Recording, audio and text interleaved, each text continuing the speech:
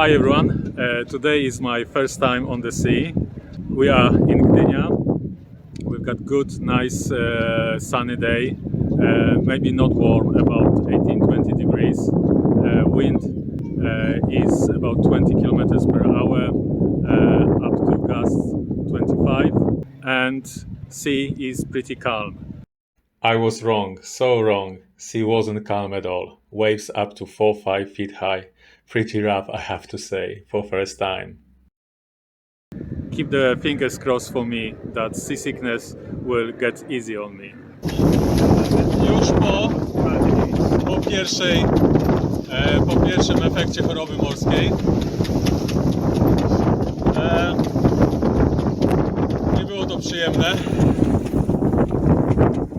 Podobną sytuację miałem, jak jechałem na Mount Everest, gdy śpieszyliśmy się, a jeżeli wiecie, gdy są ostre góry, to się jedzie za kolami, tak? Serpentyny są. Pierwsze koty za płoty.